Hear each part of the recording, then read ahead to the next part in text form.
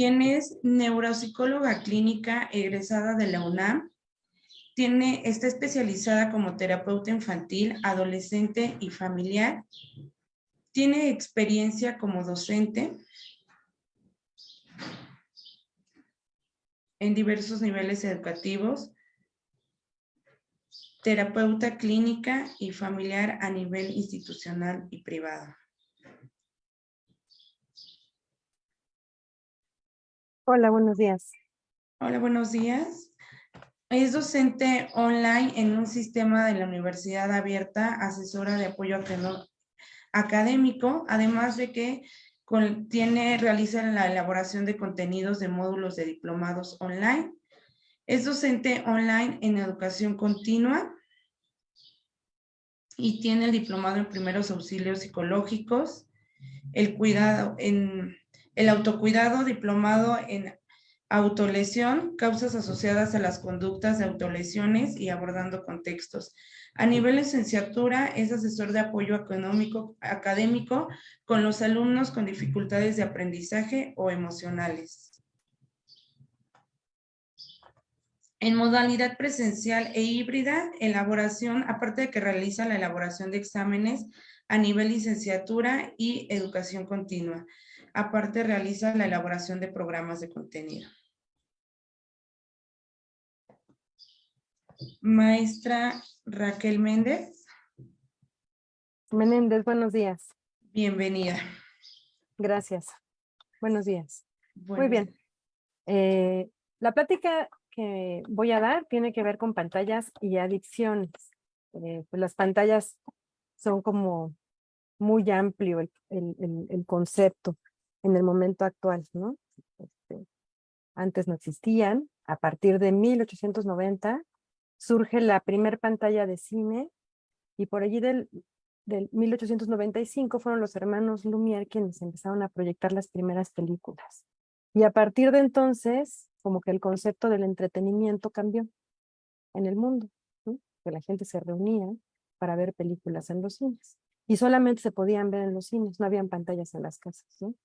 Entonces, hay una evolución enorme de entonces a la fecha, con lo que tiene que ver con las pantallas. Esta fue la primera, ¿no? Las películas se proyectaban de maneras, pues no tenían sonido, eran en blanco y negro, se veían los cortes entre una imagen y otra, ¿no? Y conforme va pasando el tiempo, pues al momento actual hasta tenemos salas VIP, ¿no? En donde los sillones son como reposets, tienes un botoncito donde le llamas a un mesero, puedes ver películas en 3 dimensiones, ¿no? Entonces la evolución ha sido impresionante. Esto con respecto al cine, pero va la pantalla de cine también a la casa, ¿no? Y por allí de 1925 surgen las televisiones, ¿no? La primera televisión, que también proyectaba imágenes en blanco y negro, ¿no? Y conforme van pasando los años de 1925 a la fecha, ¿no? Tenemos un avance impresionante. No sé, en mi caso, mi mamá comentaba que veía estas caricaturas de Mickey Mouse en la televisión cuando era niña, ¿no?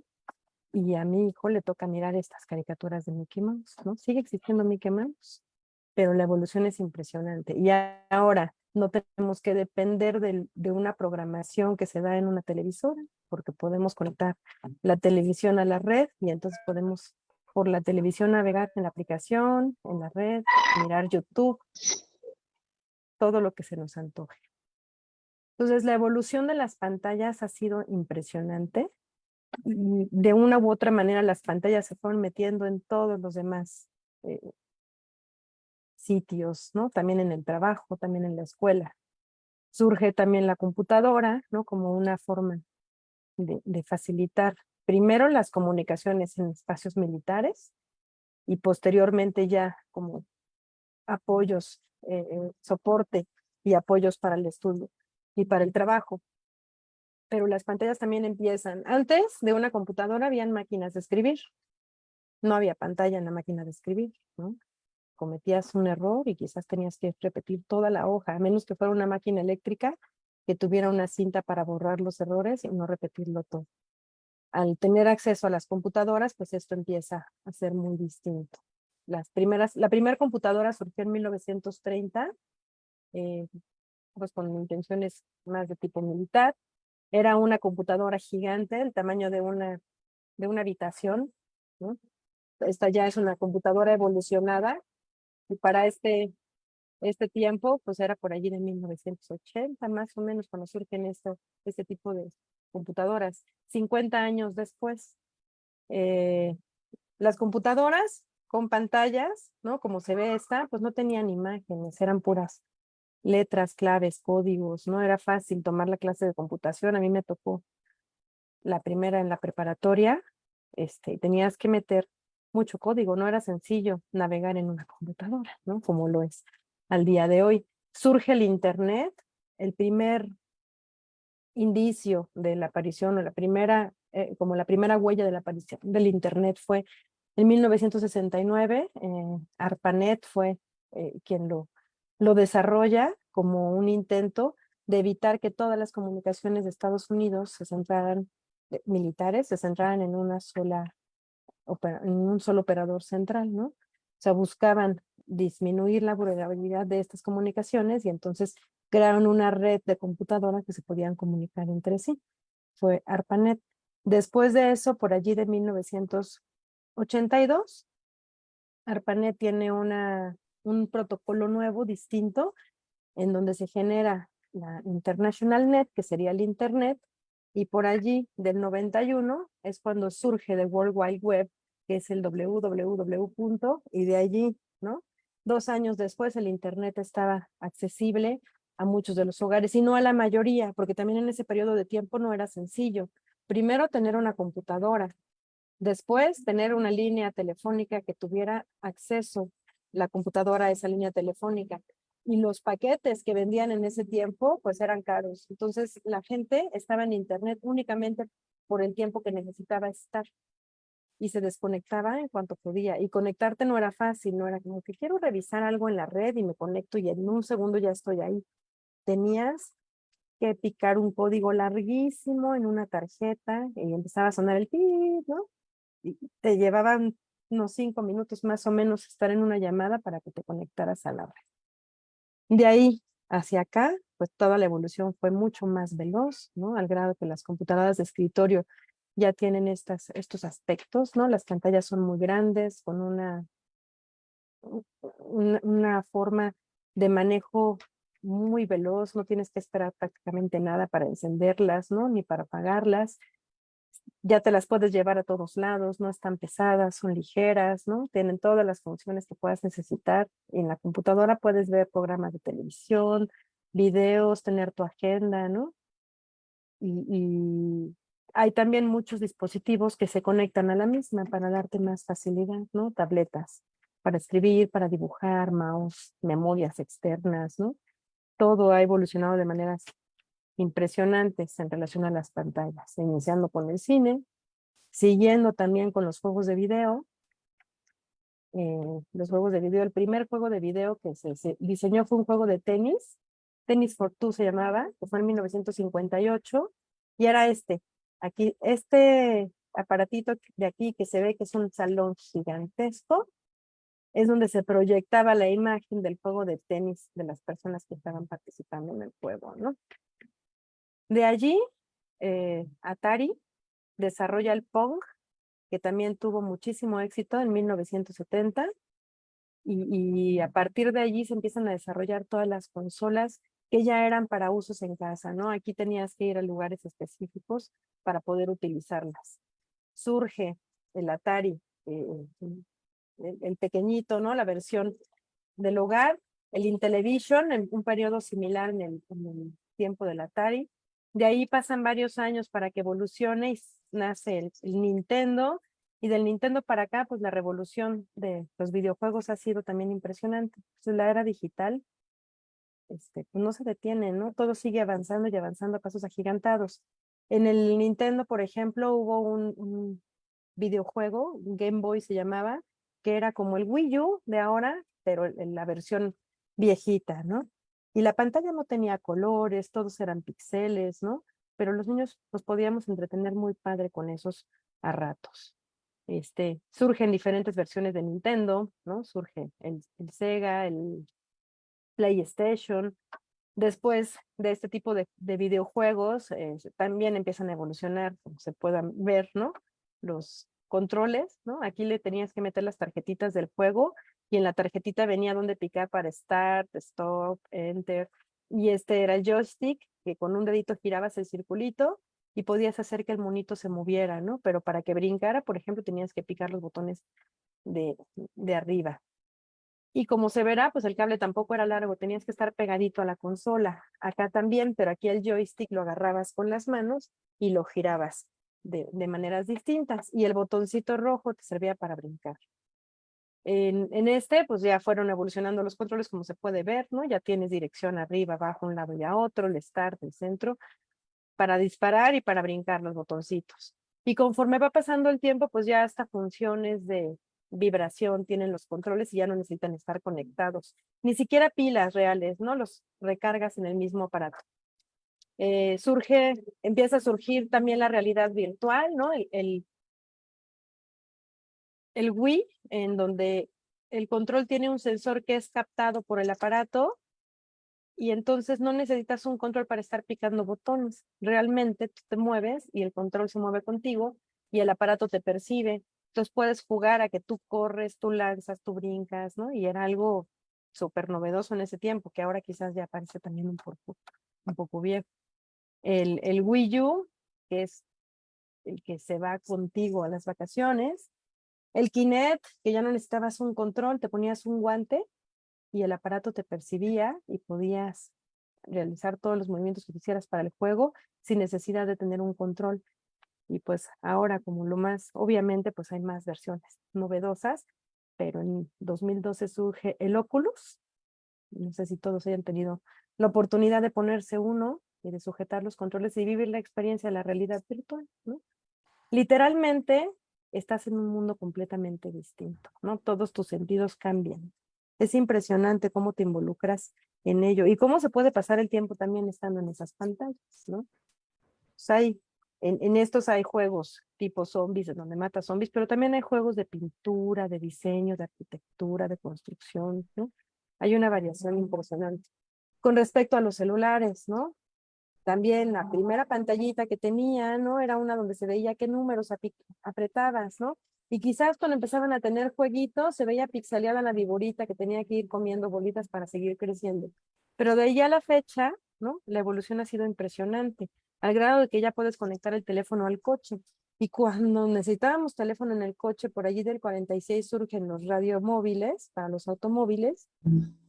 Los contratos con la compañía de teléfonos en 77 para el auto eran en relación al radio, no a un teléfono celular. El primer celular que surge es en el 82 y como lo pueden ver era un ladrillo gigantesco, pesado, estorboso, con una antena súper larga que no se alcanza a ver en la imagen, pero aquí sí lo podemos ver, una antena larguísima para poder alcanzar a tener la recepción. Y pues no era nada práctico, ¿no? Traerla. También era muy caro. Cabe mencionar que todo lo que tiene que ver con los teléfonos, las computadoras, las aplicaciones, el internet, pues conforme ha avanzado el tiempo y se ha vuelto más accesible, pues también los precios han sido más accesibles para todos. Antes era muy caro hacer una llamada, la cuidabas, ¿no? Tenías una emergencia y lo utilizabas. Si no habían emergencias, no hablabas para contar chistes ni nada de eso, ¿no? Además, tampoco te mandabas mensajes, ¿no? Los teléfonos que mandaban mensajes surgieron más o menos por aquí. Y eran mensajes cortitos, porque tenías que picarle 3 veces a cada tecla para alcanzar la letra y no había un teclado descriptivo, ¿no? Y conforme va pasando el tiempo, pues todo eso va evolucionando al grado de que la pantalla de la televisión ya también la tenemos y la pantalla de cine ya también la tenemos en el celular. La tecnología pues no se detiene, ¿no? Y es una era en la que si no te adaptas, si no evolucionas con la tecnología, también te vuelves obsoleto, ¿no? Lástima. Agrado que en el auto ya tienes las funciones para transmitir tu mapa, para contestar llamadas, para que te lea los mensajes, ¿no? El ayudante de voz de tu coche. Entonces es impresionante cómo ha sido. Y bueno, se cree que en el futuro ya ni siquiera vamos a necesitar los dispositivos, ¿no? Se van a proyectar los mensajes de alguna manera, pues, si no en el aire, en el cuerpo. Entonces, todo lo que ha ido con el desarrollo de las pantallas, desde la primera pantalla de cine hasta el momento actual en cómo estamos, ha ido desarrollándose en una velocidad impresionante. Era en 1890 cuando surgió la primera pantalla de cine y estamos en el 2023. O sea, ¿en cuánto tiempo tan corto ha habido un avance tan impresionante que hoy en día la tecnología está en prácticamente todos los hogares, ¿no? Y en muchos sitios de las ciudades tenemos conexión gratuita a la red. Y en las escuelas, en las escuelas de los niños actualmente, en muchas ya les piden tablets. En algunas han habido quejas y reclamos porque los profesores ya no están pidiendo cuadernos, están pidiendo tablets para que los niños aprendan a escribir. Entonces, adaptarte a la era tecnológica o quedarte atrás, ¿no? Y perder las mejores oportunidades. Entonces, a tener en cuenta que las nuevas tecnologías se desarrollaron con tal rapidez que las generaciones más grandes, ¿no? Los abuelitos de hoy en día, por ejemplo, son las personas a las que más les cuesta trabajo adaptarse a esos cambios. O sea, apretar el botón de la computadora es temor a que la van a descomponer, ¿no? Y si hay profesores actualmente, ¿no? Trabajando y que tienen sus 60, 70 años, algunos quizás, ¿no? Pues muchas escuelas ya están buscando jubilarlos porque les cuesta trabajo adaptarse a los cambios que la misma escuela está generando relacionados con la tecnología, ¿no? La capacitación no ha sido sencilla, pero las generaciones que nacen con esta tecnología, ¿no? Los niños de ahorita, por ejemplo, o los niños que nacieron en el 2012, cuando ya teníamos las pantallas en la mayoría de los teléfonos, pues han sido generaciones que manejan la tecnología mejor que uno, ¿no? Y que cuando nos piden ayuda es como de, yo te ayudo o tú me ayudas a mí, ¿no? El punto es que como ha sido todo tan rápido y el aprendizaje que se ha dado en estos espacios ha sido tan veloz, pues no hemos tenido la posibilidad de conocer cuál es el mejor uso o el uso más adecuado, ¿no? Actualmente se sabe que hay un acceso temprano a este tipo de tecnologías en casi todos los espacios, ¿no? Los niños más chiquitos de la casa a veces están jugando con los teléfonos de los papás o con las tablets de los papás, o a veces estas son los niñeros o las niñeras de los niños durante ciertos periodos de tiempo. O sea, ya el acceso es temprano y además es común, no es de sorprender que un niño lo traiga, ¿no? Otro aspecto es que la pandemia favoreció mucho la creación de modelos nuevos de baja gama, o sea, que fueran económicos, pero que tuvieran conexión a Internet. Eso facilitó la conexión para los que todavía no la podían tener, ¿no? Y además hizo como más evidente la necesidad del uso de las redes para estudiar, para trabajar, bueno, para hacer el súper, ¿no? Limitó las dificultades y los riesgos de contagio en muchos hogares, ¿no? Se sabe actualmente que la edad promedio en general, ¿no? En el mundo, en general, en que los papás le dan un teléfono celular con conexión a internet a los niños está entre los 10 y los 12 años, aunque las edades recomendadas para meterse a las redes sociales, tener su cuenta de Facebook, Instagram, etcétera, TikTok, es a los 13, 14, y que las mismas cuentas te piden la edad mínima, se manipula la información y los niños las abren desde mucho antes. La Asociación Mexicana de Internet en 2020 hizo una encuesta y obtuvo información que el 72% de los niños de entre 6 y 11, aunque no tienen un teléfono propio, sí tienen acceso a los dispositivos con Internet en su casa, por amigos, por familia, ¿no? O sea, no tienen su propio teléfono, pero pueden pasar horas jugando con los teléfonos de los demás o con las tabletas de los demás. Esto con los niños. Con los adolescentes, pues la cantidad de adolescentes que tiene ya se subió a 94, ¿no? La mayoría con conexión móvil, la mitad de ellos con contrato, uno de cada cuatro que no tienen contratos con datos ilimitados. Y dentro de la misma encuesta se identifica que más o menos el 31% pasa más de 5 horas del día, en un día común, no en un fin de semana, conectado a Internet. Y esta cantidad, este porcentaje sube a 49.6 cuando es el fin de semana. Entonces, ¿cómo están involucrados o cómo están metidos en las redes todos los niños en la actualidad? Pero si nos vamos a un restaurante y miramos alrededor, pues vemos que no nada más son los niños, ¿no? Son todos.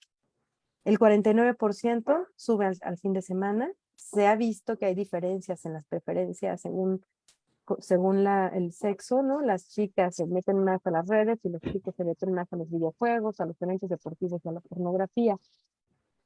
De todos estos, el 29% reporta que los papás les ponen normas o reglas para su uso, el 24% con respecto a que les limitan el tiempo, el 13% limitan contenido, o sea, un porcentaje muy, muy chiquito de papás que están controlando lo que los chicos están viendo en las redes, los contenidos que se manejan, y 1 de cada 4 tiene discusiones semanales debido al uso de la tecnología con su familia. Entonces, hay las discusiones, hay los pleitos, no siempre hay las reglas, pero además de donde los papás sí marcan límites, el 36.8 informa que sus papás sí los utilizan en los espacios de consumo de alimentos, ¿no? Desayunos, comidas y cenas. Entonces, de alguna manera están dando o estamos dando mensajes equivocados o mensajes que no son congruentes con las reglas que estamos estableciendo. Entonces, considerando todo esto, pues el porcentaje de promedio de adolescentes que están en riesgo de utilizar las redes de manera inadecuada y generar un uso problemático del Internet, pues es el 33%. O sea, sí es un porcentaje bastante alto. Los niveles de bienestar emocional, de integración social y satisfacción con la vida, incluyendo patologías del estado de ánimo como la depresión, es mayor en los chicos que tienen problemas con el uso de las redes, del Internet. Y todo, pues, es a través de las pantallas, ¿no? El punto aquí es que no se tiene una certeza, o sea, se ha correlacionado y se sabe que hay más problemas, pero no se sabe si los problemas ya estaban allí y el uso de las redes es un escape o una salida, o si las redes los han generado, o quizás se inician como un escape y posteriormente, en función de los sitios a donde se meten a navegar, entonces empiezan a volverse también un problema. Entonces, es muy importante para las familias discriminar entre el uso inadecuado, el abuso y la adicción, ¿no? Y ahora hablando de la palabra adicción, hay un punto importante. ¿Existe la adicción a las pantallas? ¿Son las pantallas adictivas? ¿O en qué, o de qué manera juega la palabra adicción en esto, ¿no? Porque según eh, los espacios académicos, no existe la adicción a las pantallas, ¿no? Hay adicciones a las sustancias, hay alguna que otra adicción comportamental que apenas se ha definido que se relacione con el uso de pantallas, pero las pantallas como tal no. Las pantallas son un soporte, ¿no? En donde tú realizas diversos tipos de actividades, en donde quizás sí, algunas de esas actividades pudieran llegar a ser adictivas, pero las pantallas no lo son. Y las pantallas durante los años 30, 40, 50, 60, 70, ¿no? Que los niños sí miraban la televisión durante periodos largos de tiempo, ¿no? 80 incluso, pues nunca se consideran un peligro para el desarrollo cognitivo, ni emocional, ni conductual de los niños hasta ahora, ¿no? Pues más que nada, quizás no es tanto el uso de la pantalla o del internet, sino la forma como se utilizan. O sea, el mal uso puede estar relacionado con el tiempo que le dedicamos, ¿no? Que un tiempo excesivo quizás no permite desarrollarte en otros planos de tu vida, en otros espacios, en otras habilidades, ¿no? Tal vez si te la pasas todo el tiempo libre que tienes en tu casa en la pantalla, en vez de dedicar un rato de ese tiempo libre a hacer ejercicio y otro tiempo a convivir con la familia, ¿no? Los problemas en estas interacciones no serían evidentes. Entonces se refiere que el abuso sí genera situaciones de problema. ¿En qué sentido se define? Pues depende mucho de las familias, ¿no? ¿Cuáles son las prácticas, los hábitos, el entorno cultural, el entorno socioeconómico y las necesidades de cada una de las familias? Hay familias que le dan al niño el teléfono a muy temprana edad. ¿Por qué? Porque necesitan tener un espacio que le brinde seguridad y si hay alguna emergencia, pues el niño se pueda comunicar para pedir ayuda, ¿no? Hay familias que consideran que su hijo es lo suficientemente maduro como para no perder en el día 2 un equipo de semejante costo, porque además también son costosos, no es que le compras un juguetito en la tiendita, ¿no?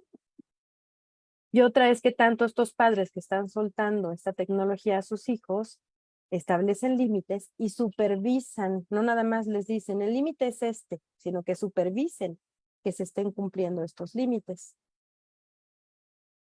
Entonces volvemos a la pregunta, ¿no? Si el niño se la pasa 5 horas o 6 horas diarias mirando la televisión, ¿es una adicción?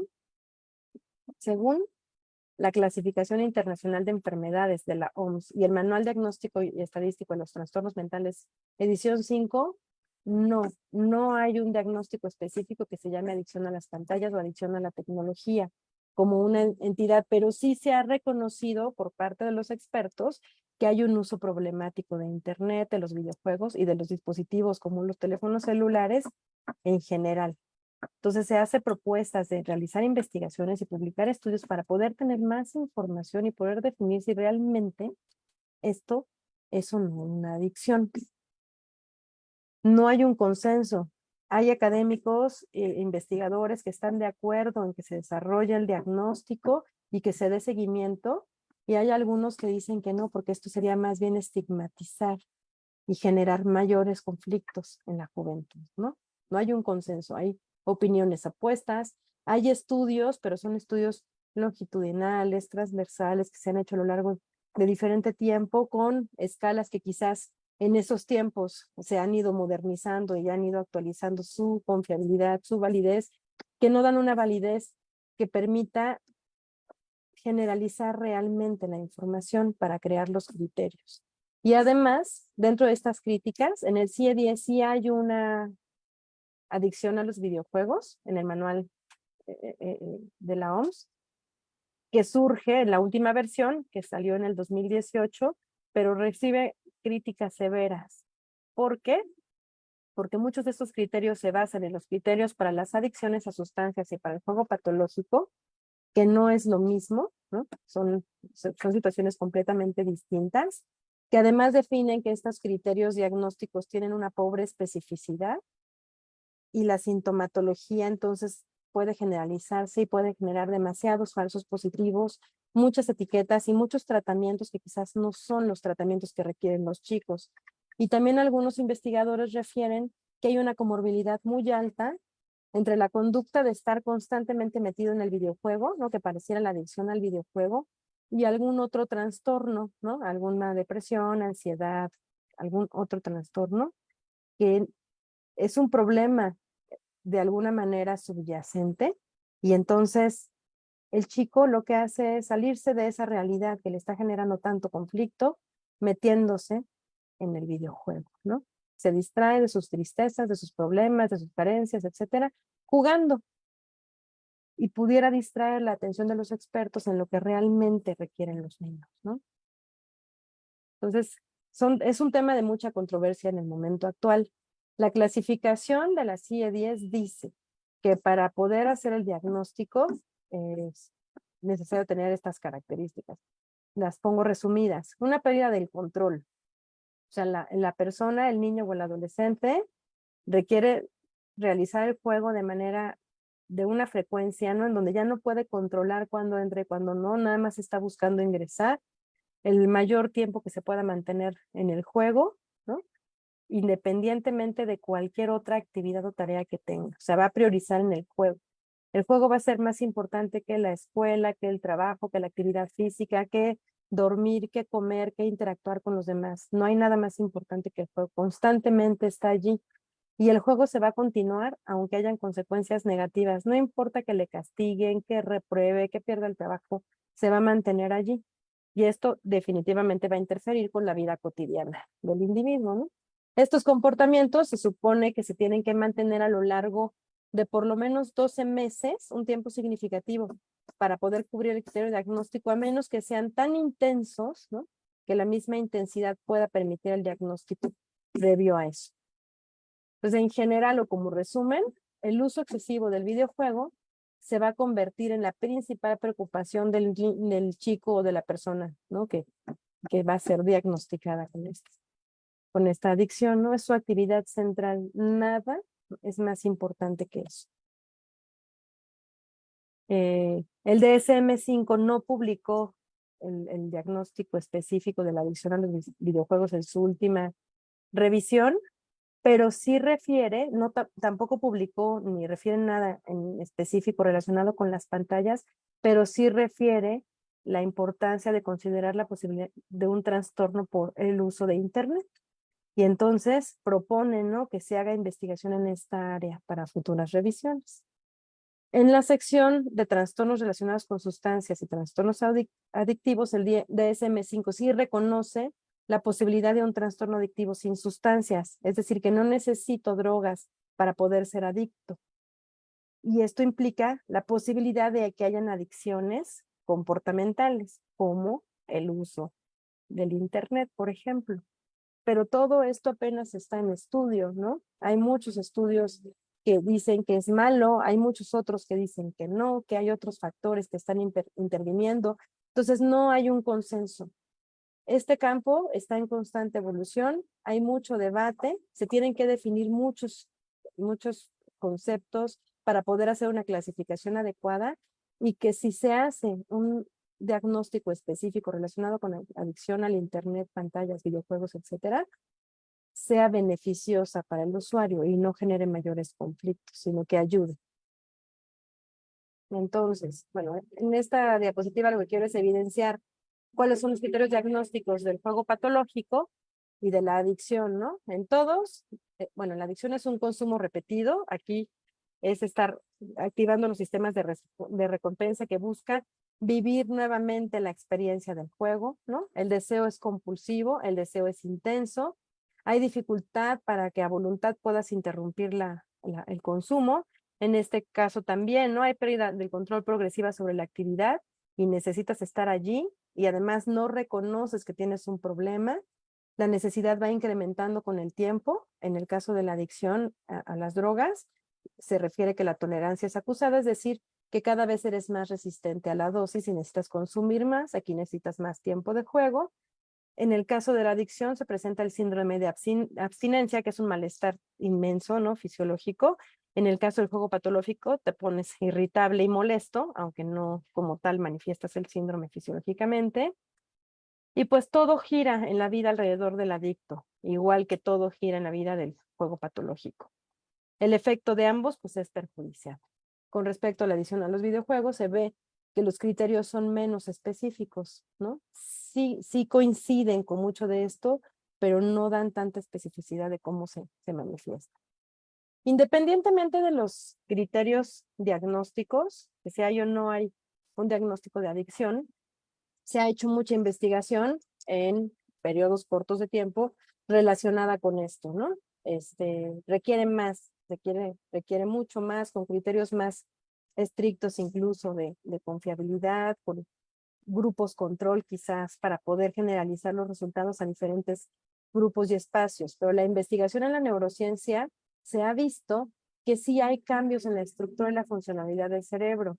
Hay una correlación. Cuando se juega mucho con las pantallas, hay cambios, pero no se puede tener la certeza si la pantalla genera o favorece ese cambio. Entonces, se ha interpretado, se ha concluido que el uso excesivo de las pantallas, la exposición excesivamente prolongada a la tecnología, ¿no?, independientemente del tipo de pantalla que se trate, videojuego, televisión, computadora, etcétera, va a generar algunas alteraciones, como por ejemplo, cambios en la estructura del cerebro. Se refiere que se ha visto disminución en el grosor de la corteza cerebral en la zona rosa, que es el lóbulo frontal, en la zona prefrontal de manera específica, que sería esta, que es la zona que maneja el control ejecutivo. El control ejecutivo es como nuestra secretaria cerebral. Es el área que nos dice, detente, piénsalo bien, ¿no? Reflexiona. Es el área que nos ayuda a planear, a organizar, a recordar, a resolver problemas, a inhibir nuestros impulsos, a mantener nuestra atención en la clase y no en el juego, en la plática interesante de la amiga de a un lado, ¿no? Esta es la zona. Y que además está en pleno desarrollo en la adolescencia, ¿no? El desarrollo de esta área del cerebro en la adolescencia es inmenso. Está en una tercera parte de su maduración. Entonces, se refiere que el uso prolongado de esto va a disminuir en la corteza en esta zona y entonces todas las habilidades que esta zona maneja pues se van a ver afectadas. Se ha visto también que con respecto a la atención, tanto la atención selectiva, que es poner el foco atencional en algo e ignorando los estímulos que sean irrelevantes y mantenerla a lo largo del tiempo, que sería la sostenida, también está afectada. Los procesos de memoria, la flexibilidad cognitiva que tiene que ver con la capacidad de cambio de postura, de cambio de opiniones, de cambio de respuestas, ¿no? De adaptarte al mundo para la toma de decisiones, también se puede ver afectada. El uso excesivo de pantallas también puede afectar los niveles de neurotransmisión, que sería esta la imagen, ¿no? Las neuronas se comunican unas con otras a través de la sinapsis, y en la sinapsis hacen intercambio de neurotransmisores. Estos puntitos amarillos serían los neurotransmisores. El circuito de la recompensa del cerebro está involucrado en las adicciones. Este circuito segrega dopamina. La dopamina es un neurotransmisor que nos hace sentirnos bien, que nos da placer. Entonces, ese tipo de tareas nos hacen sentir placer y entonces generan la búsqueda recurrente de esa sensación de placer. Si cambian estos niveles de neurotransmisión, pues quizás pueda estar por allí involucrándose algunos comportamientos adictivos. Otro aspecto es que la luz azul de las pantallas, independientemente de la pantalla que sea, favorece la vigilia. Entonces, si se juega o se ve en pantallas periodos cercanos al sueño, la calidad de sueño va a disminuir. Y con la calidad de sueño, pues el cerebro se alimenta mientras dormimos. En la fase de sueño más profundo es cuando el cerebro recupera todas sus energías y consolida los aprendizajes del día, que puede generar que el niño no duerma bien o que el adolescente no duerma bien, o incluso uno, ¿no? Porque ese tipo de situaciones también le pueden pasar a los adultos.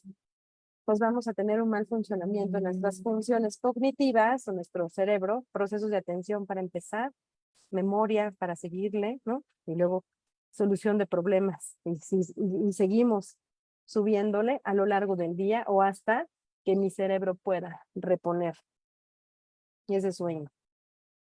Entonces, mencioné, hay muchos estudios, pero ningún estudio puede establecer relaciones de causalidad.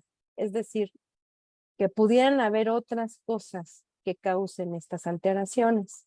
Por ejemplo, por estar en las pantallas, pues el niño se pierde o el adolescente se pierde de todo esto, ¿no?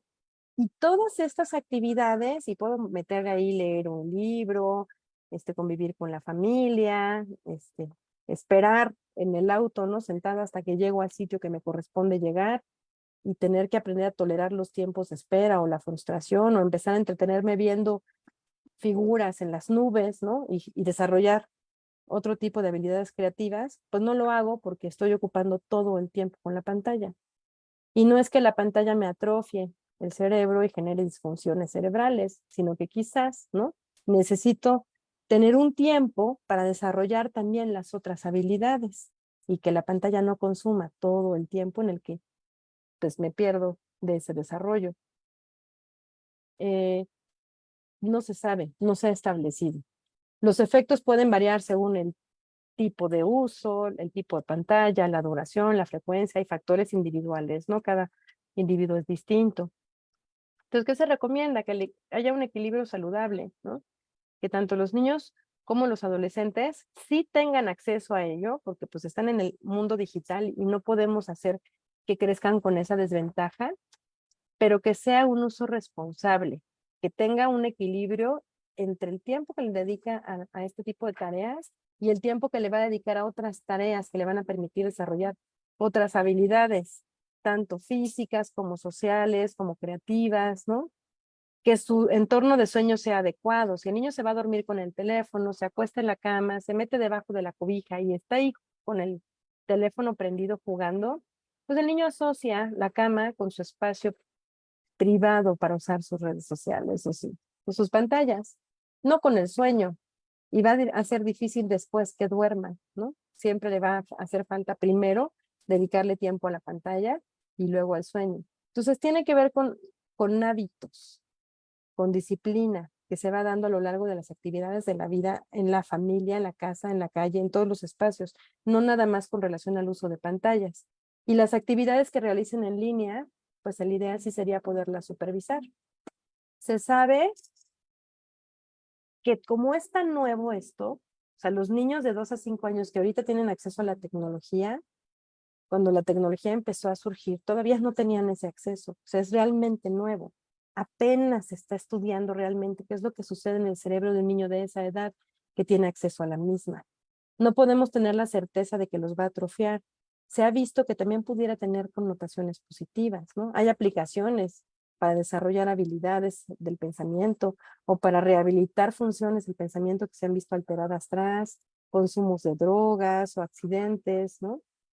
Entonces es importante tener en cuenta que no necesariamente se tiene que satanizar la red o la pantalla, sino más bien la forma como la utilizo. No hay un tiempo máximo definido como dañino, pero sí hay tiempos recomendables en niños pequeños que sea de 1 hora al día. Y que además vamos a suponer que en ese día el niño tuvo escuela, fue una escuela de esas que sales hasta las 7 de la noche y llega a casa a cenar y nada más le queda 1 hora de tiempo para convivir con su mamá, pues entonces esa hora de tiempo no va a ser la hora que va a dedicarle a la tableta, ¿no? O sea, tiene que estar acorde a sus actividades. Tal vez juega un jueguito de 5 minutos, de 10 minutos y el resto del tiempo lo dedica a las actividades que va a realizar en su casa. Se recomienda que los niños de 6 a 10 sean entre 1 y 2 horas, incluyendo el tiempo de televisión, de computadoras, tablets, porque hay 1 hora en la tele y 2 en la computadora y 1 con el celular y entonces ya se hicieron 7, ¿no? Y en los adolescentes de 11 a 14, pues un tiempo razonable sería de 3 horas. Más de 3 horas, pues quizás ya estamos hablando de abuso del uso de las redes, pero quizás este adolescente solamente tiene 3 horas en la tarde, ¿no? Después de la escuela, y se las dedica solo al teléfono. No dedica tiempo para realizar juegos de mesa en casa, ni para sacar al perro a pasear, ni para ayudar a lavar sus trastes, ni guardar su ropa, ni hacer la tarea. Entonces estamos viendo cómo las desventajas pueden estar en la forma como lo utilizo y no tanto si lo uso o no. Tiene que haber un equilibrio. Considerar la calidad del contenido también es importante, ¿no? Ya vimos que en las encuestas la mayoría de los papás no lo supervisan y los niños pueden estar en esa inmensa red de información expuestos a muchos peligros, a muchísimos peligros, y más si tienen redes, ¿no? Si tienen Facebook, Instagram, TikTok y todas esas redes en donde es fácil ingresar a la vida de ellos siendo una persona que tiene malas intenciones. Entonces también hay que favorecer que conozcan el uso, cómo se pueden proteger, ¿no? Que sepan utilizarlo, que el contenido sea adecuado para su edad, ¿no? Y que esté supervisado. Y aparte, pues todo lo que tiene que ver con los aspectos de la familia, ¿no? Que siempre se recomiendan independientemente del uso de las pantallas, ¿no? Que se hagan actividades en conjunto, que salgan en familia, que dediquen tiempos a actividades tipo experimentos, ¿no? A juegos fuera de línea y también en familia, ¿por qué no? Se puede jugar en línea. Otro aspecto que se ha relacionado mucho con el uso de pantallas es la procrastinación. La procrastinación se sabe que es un mal hábito, es un hábito, es difícil ponerle fin porque lo hago de manera inconsciente, ya está programado mi cerebro para procrastinar, ¿no? Y es la tendencia a posponer tareas o actividades importantes que quizás me generan resistencia, ¿no?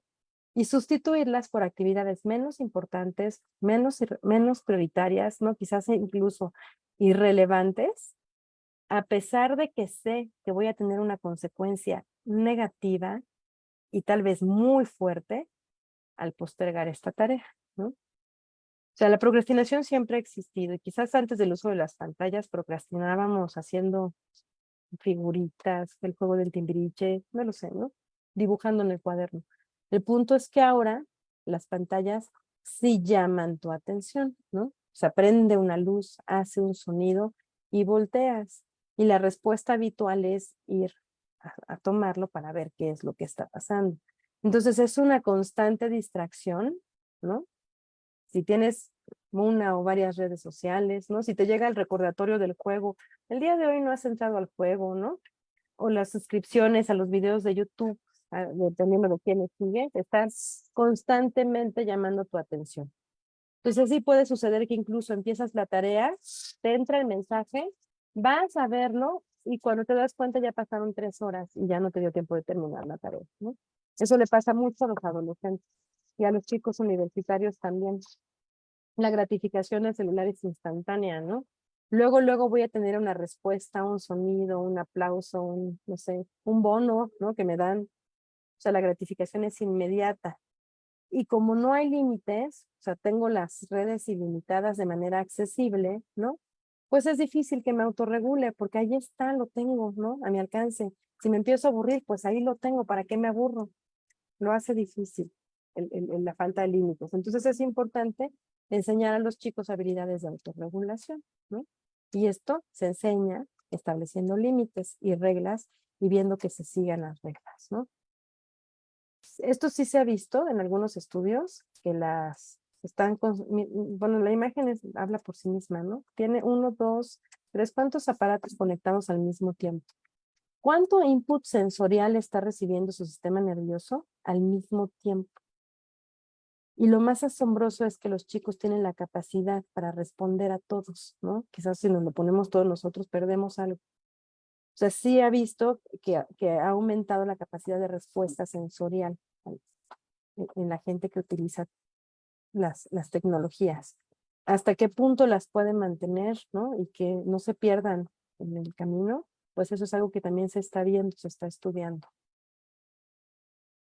Entonces, con respecto a la procrastinación, pues es importante generar hábitos que permitan que los chicos pues favorezcan el cumplir con sus metas y con sus objetivos. Si son organizados, si tienen un horario, si escriben sus metas, sus objetivos, si van palomeando lo que van logrando, si llevan una agenda de sus tareas, pues tiende a procrastinarse menos. No mencioné algo, pero que es importante, es que dentro de la tecnología, en el momento actual ya también la inteligencia artificial está al alcance de todos, sí a través de las pantallas, porque es a través de nuestra computadora o de nuestro teléfono que nos metemos a la red, pero está el chat GPT, ¿no? GPT, que es inteligencia artificial con la que tú te puedes meter a conversar literalmente, ¿no? Y te puede sorprender todo lo que se puede generar, ¿no? Todo lo que se puede hacer. Pero considerando la actualidad, como los chicos tienen muy pobres habilidades para hacer investigación utilizando los medios de Internet, o sea, las redes, los buscadores, y aún así les cuesta trabajo, considerar que tengan al alcance la inteligencia artificial y la usen de forma inadecuada también es alarmante, ¿no? Y hay como muchos memes y muchos videos de cuídate, ¿no? Porque ya con una foto tuya pueden crear un video donde y con tu voz de una llamada telefónica que te grabaron un pedacito, pueden crear un video donde tú estás pidiendo ayuda para favorecer extorsiones, ¿no? Entonces también hay muchas cuestiones relacionadas con la tecnología que tienen que ver con inseguridad y por eso es importante que la gente conozca, que la gente sepa, que la gente tenga acceso a la misma, que sepa cómo protegerse, cómo identificar, cómo incluso, ¿no? Buscar ayuda en caso necesario, porque si la mantenemos lejos tiende a ser víctima fácil. Las recomendaciones con respecto a la procrastinación sería fomentar la autorregulación, estableciendo límites claros con los tiempos en pantalla, ¿no? A veces los chicos bajan ellos mismos cuando se dan cuenta que es demasiado el tiempo y que les está afectando en sus estudios, bajan aplicaciones que les ponen candados para el uso de ciertos juegos o ciertas aplicaciones durante periodos de tiempo específicos. Entonces no pueden acceder ni al TikTok, ni al Instagram, ni al juego favorito a la hora de hacer la tarea, por ejemplo, ¿no? Pueden ponerse alarmas, ¿no? El teléfono actualmente ya es la agenda, el despertador, la asistente, ¿no? Porque se le puedes decir, pon esto en mi agenda y recuérdamelo 10 minutos antes, ¿no? Entonces puede utilizar un montón de aplicaciones que nos ayuden a mantenernos centrados en nuestras metas, en nuestros objetivos, que se den cuenta, ¿no? Que pongan de vez en cuando la pantalla de su celular para ver cuánto tiempo le dedican a cada aplicación por día y a lo largo de la semana y empezar a identificar cuándo es cuando vuelven a la pantalla, cuándo se distraen y vuelven a la pantalla, que aprendan a organizar su tiempo, a organizar su trabajo y tener disciplina, ¿no? Si es la hora de empezar la tarea, no es de, ay, no, pues es la hora, ya sonó la alarma, me paro y la hago. Ahora, esta diapositiva la hice charlando con el ChatGPT, ¿no? La inteligencia artificial. Y entonces le pregunté, le expliqué primero quién soy, a qué me dedico, en qué país estoy para que tenga una referencia y que además me pueda hablar en mi idioma. Y le pregunté que cuáles son los beneficios de la tecnología en el momento actual para los jóvenes. Y esto es lo que contesta, ¿no? El acceso a la información de los conocimientos. Dio una explicación larga con respecto a eso. En resumen es que antes teníamos que ir a una biblioteca a buscar entre el montón de libros una frase o un párrafo de cada libro para poder hacer un proyecto de investigación. Y hoy en día la información la tenemos a nuestro alcance de manera inmediata. Hay inmediatez en el conocimiento. O sea, lo busco y lo tengo. Y tengo todas las fuentes y puedo corroborar la información dependiendo de las plataformas que utilice para buscarla, ¿no? Hay comunicación y conectividad, ¿no? Puedes tener amigos en China, en donde sea, en cualquier parte del mundo. El OpenAI, sí, exactamente. Y es increíble cómo, pues de alguna manera, puedes conocer el mundo. Te puedes meter a ver los paseos virtuales en los museos, en las zonas arqueológicas de Egipto, ¿no? Puedes conocer el aprendizaje interactivo y colaborativo, principalmente considerando las plataformas de las escuelas en línea o de los diplomados, cursos en línea, ¿no? En donde se desarrollan plataformas que permiten tener foros de interacción entre alumnos y hacer trabajo colaborativo muy enriquecedor, ¿no? El desarrollo de habilidades tecnológicas, que es básico hoy en día para las personas en el futuro, ¿no? Quien no desarrolla habilidades tecnológicas no va a encontrar trabajo, o sí, pero va a encontrar tal vez un trabajo que no le va a permitir lograr sus sueños, ¿no?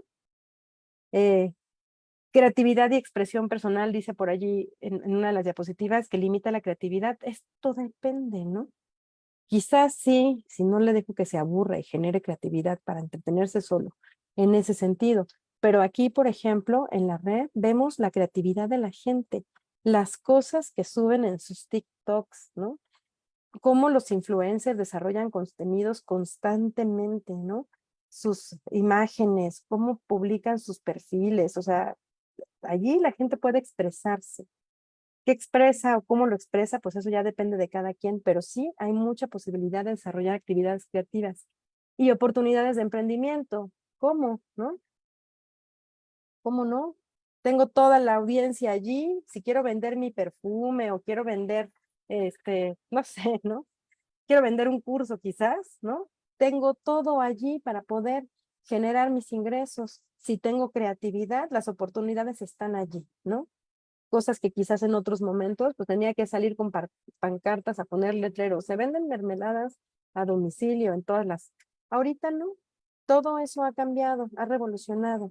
El ChatGPT refiere, ¿no? Que si es un uso equilibrado y responsable y seguro, ¿no? Con todos los candados de seguridad requeridos en función del perfil de quién es el usuario, ¿no?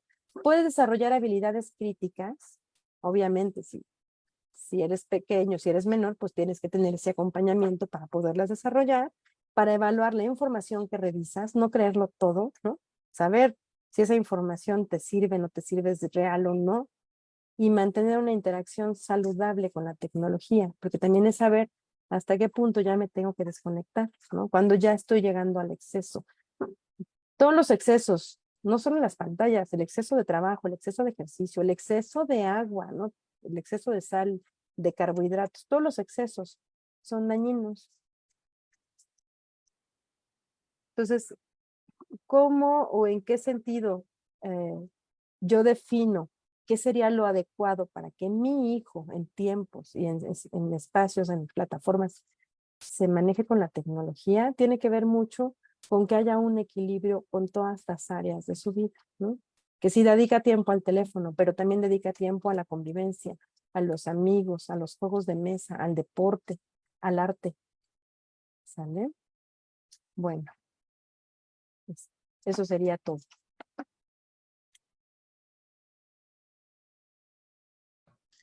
Maestra Raquel, muchísimas gracias. Vamos a abrir el espacio para las preguntas y dudas que se hayan generado durante su ponencia. Sí, gracias.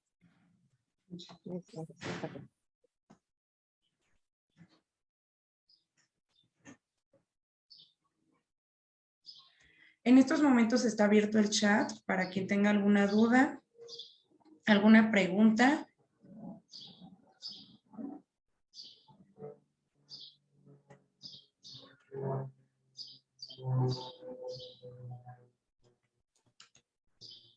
Veo una manita levantada. Janet, ¿quieres comentar algo? Sí, gracias. De hecho, me pareció muy interesante y muy útil la plática, porque en mi caso tengo un chico de 16 años con autismo de grado leve y es un problema serio lo que tengo con él con respecto al uso de pantallas, tanto como juegos de línea no, pero sí es totalmente dependiente al teléfono para escuchar música, para ver videos y pues de por sí cuesta la sociabilización y pues a raíz de la pandemia, pues el que quedarse en casa y con el teléfono fue pues, lo mejor para él, pero ahora mi batalla es cómo sacarlo de ahí, ¿no? Entonces en mi caso, si no he logrado convencerlo de que hay otras actividades adicionales a el teléfono, ¿no? Entonces a veces he buscado aprende algo, ve algún tutorial, o sea, sobre ese lado me voy, pero no sé si estoy equivocando mi manera de tratar el asunto con él. Esa es mi pregunta. El punto mencionas es de algún tutorial, porque sí, la pantalla puede ayudar también a que desarrolle habilidades, pero si lo que quieres es sacarlo, quizás es que vea un tutorial de algo que le gustaría aprender y buscarlo por fuera, para que dé seguimiento por fuera de la pantalla.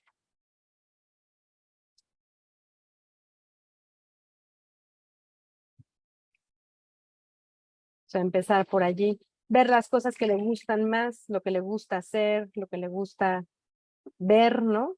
Y buscar quizás por allí cosas que estén fuera con esos mismos temas, ¿no? Si le gustan las historietas y las ve allí, o si le gustan las mangas y los ve allí, ¿no?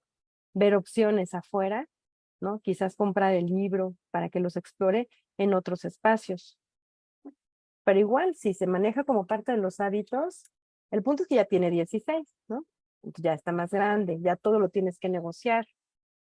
Pero también se puede marcar como en parte de los límites, intercambios, ¿no? El tiempo en pantalla te lo ganas en función de ciertas actividades de participación en la casa que tengas que realizar, ¿no? Recoger tus cuadernos, hacer tu tarea, lavar tus trastes, guardar tu ropa.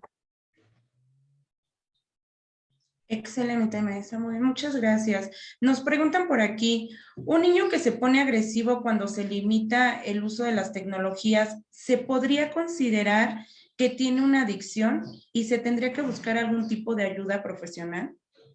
No necesariamente, justo lo que estaba mencionando yo es que todavía no está descrito como tal el término académicamente de adicción a la tecnología, pero sí tiene un problema porque no está tolerando la frustración y no está teniendo el autocontrol para inhibir el impulso agresivo cuando se siente frustrado. La ayuda profesional sí puede ayudar. Muy bien. Nos hacen otra pregunta. Nos preguntan que para las personas que tuvieron parálisis facial, ¿qué aplicaciones o de qué manera se le puede ayudar con esta tecnología? Híjole, es que depende de cuáles son las habilidades que estén limitadas, pero hay plataformas, hay aplicaciones como el tipo Cognifit se llama una, Lumosity es otra, que ponen ejercicios, pero si es parálisis facial y la limitación está más bien relacionada con el lenguaje y no con habilidades del pensamiento, tendrían que buscarse opciones más como para imitar movimientos, expresiones faciales. No tengo ahorita una idea, depende mucho de la función que se haya perdido. Muy bien. Maestra, nos hacen otra pregunta. Nos comentan, ¿cómo pueden ayudarle a los chicos a que sepan poner límites al uso de las pantallas cuando ya se ha intentado el diálogo con ellos? Con las reglas de la casa, que hayan intercambios. O sea, podría ganarse el tiempo en la pantalla, y lo comenté antes, ¿no? En función de su participación en las actividades familiares o en las tareas del mismo hogar. o de su logro, ¿no? ¿Cuáles son tus responsabilidades? Ah, bueno, conforme tú vas logrando tus responsabilidades, vas ganando tiempo en la pantalla, ¿no? Tal vez él tiene un tiempo específico diario, pero puede ganar ese tiempo que no sea el que le gusta estar para que busque ganar ese tiempo extra, ¿no? O tal vez las tiene, pero no ganó el internet, ¿no? No le desbloqueas la clave de internet, no le permites conectarse al internet aunque esté utilizando la pantalla. Pero tiene mucho que ver con las reglas, cuáles son las reglas de la casa, cuáles son las responsabilidades que cada quien tiene que cumplir, cómo gana y cómo pierde, ¿no? Gana beneficios o los pierde en función de su cumplimiento. Y eso también se puede negociar, ¿no? Al final la última palabra la van a dar ustedes, pero si los tienen en cuenta para hacer esas negociaciones, es más fácil que participen y que empiecen a encontrar lo beneficioso. Efectivamente, maestra, como última pregunta, nos hacen un comentario. Tengo un adolescente de 6 años que ocupa mucho de los dispositivos, pero la verdad sí me cuesta trabajo despegarlo. Y comentaba que a veces se torna agresivo o molesto al separarlo por su edad. Me cuesta trabajo, que necesita algún tipo de ayuda. ¿Qué tipo de ayuda necesita? Probablemente sí pudiera servirte que vayas con un terapeuta, ¿no? Con un psicólogo, para que te vaya orientando paso a paso. Pero todo esto tiene que ver mucho con el manejo de límites, ¿no? Con el manejo de límites. Entonces sí, muy probablemente se va a poner agresivo, y el que se ponga agresivo implica, nuevamente, no está tolerando la frustración y no está inhibiendo el impulso. De hecho, hay algunos videos en las redes donde se ven los chicos que el papá les quita el juego, ¿no? El juego de video, y los chicos se tiran al piso y lloran y dicen que ya nada vale la pena y hacen unos dramas tremendos porque no están tolerando la frustración que les genera que se los quiten. Ya empieza como a haber esa dependencia de estar ahí o mantenerse ahí. Si no está teniendo un equilibrio entre sus otras actividades y el teléfono o las pantallas, entonces sí se puede generar esa dificultad. Conforme pase más tiempo va a ser más difícil, pero se puede empezar también retirándolo de a poquito, ¿no? O sea, si ya está 5 horas al día, pues ahora que esté 4:30, ¿no? Porque la otra media hora va a empezar a hacer actividades, otro tipo de actividades, pero darle responsabilidades y que se gane también esos tiempos en función de su cumplimiento de responsabilidades, porque al final lo que no desarrolla ahorita, no lo va a desarrollar cuando sea un adulto. Y allí van a estar en su casa, toda la familia, para siempre, viviendo de ustedes. Ok, Es muchísimas importante. gracias, maestra, por sus respuestas. Vamos a dar pie a la siguiente conferencia. Sin antes comentarles, nos siguen mandando mensajes para las constancias. Recuerden que les estamos dejando la información en el chat. Asimismo, se las estamos compartiendo por vía WhatsApp. Si ustedes gustan adquirir algunas de las constancias, tienen hasta el día 9 de junio para pagarlas y se les estarán entregando el día 10 de junio junto con los materiales y los videos, las grabaciones con los que adquirirán las constancias. A continuación vamos a dar pie a la conferencia Conviviendo con Adolescentes por la maestra Jimena Franco, quien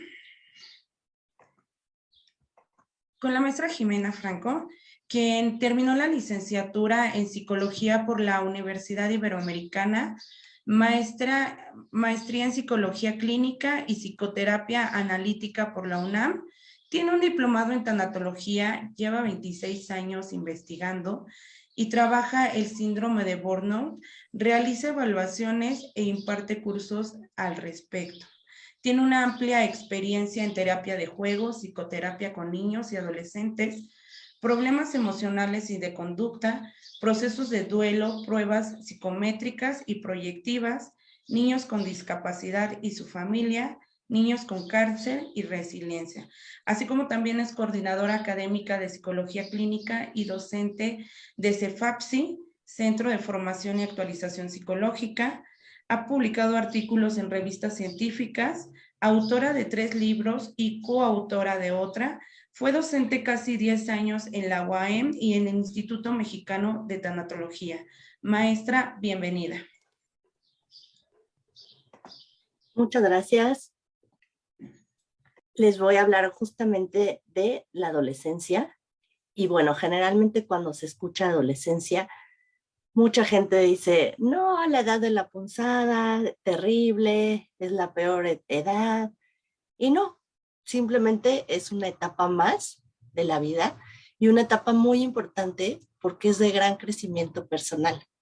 Y es una etapa que también puede ser divertida y disfrutarse como papás, pues como adolescentes, claro, pero como papás también puede ser algo divertido.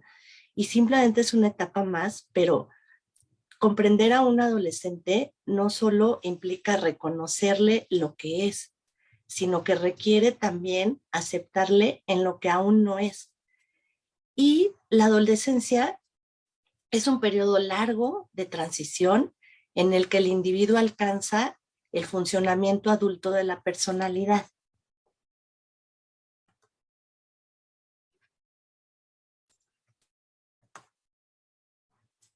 Y bueno, la adolescencia es una etapa de tensión, confusión, dudas, descontrol. Hay una crisis del adolescente, pero también hay una crisis parental. Hay una crisis también para los papás, para la mamá, para el papá. Es una etapa de muchos cambios, cambios físicos, cambios en la forma de pensar, cambios emocionales, entre varios otros. Y todos esos cambios generan ansiedad al adolescente. También a veces a los padres les genera ansiedad. Es común, es natural. Y es una etapa donde la persona está en medio de un torbellino emocional. Hay cambios bruscos, emocionales. Puede ser que en un momento estén contentos, de repente ya se enojaron, de repente tristes. Es como una etapa muy voluble en cuanto a estado de ánimo y de cambios bruscos en ánimo y de cambios también bruscos en cuanto a su opinión. Quizás de repente piensan una cosa y opinan algo y unos minutos después opinan lo contrario o algo diferente. Es natural, es parte también de todos estos cambios. Y es una etapa muy importante porque empiezan a explorar un nuevo sentido de libertad, a descubrir el mundo desde una perspectiva diferente. Están reconstruyéndose, buscando hacia dónde quieren ir. No tienen una identidad todavía definida, están justamente en búsqueda de esta identidad para poder encontrar su lugar en el mundo. Y es una etapa donde el adolescente se cuestiona y te cuestiona. Cuestiona mucho a los papás, cuestiona a los adultos en general, pero también se cuestiona. Entonces, se cuestiona mucho y te cuestiona mucho también. Y ¿por qué? Porque las respuestas del adulto ya no le satisfacen, ya no le son suficientes. Necesita una respuesta personal propia que va generando. Entonces, por eso cuestionan mucho, cuestionan valores, cuestionan ideas, cuestionan criterios y empiezan a formar su propio criterio respecto a muchos ámbitos y temas. Y están buscando ser yo en medio de los otros.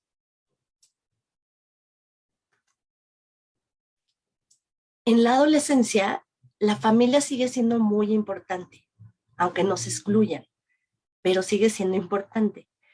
Sin embargo, necesitan al grupo social y este cobra mucha importancia en esta etapa, en esta edad. Los amigos funcionan como espejo, se identifican, se reflejan en cosas que están sintiendo o viviendo similares.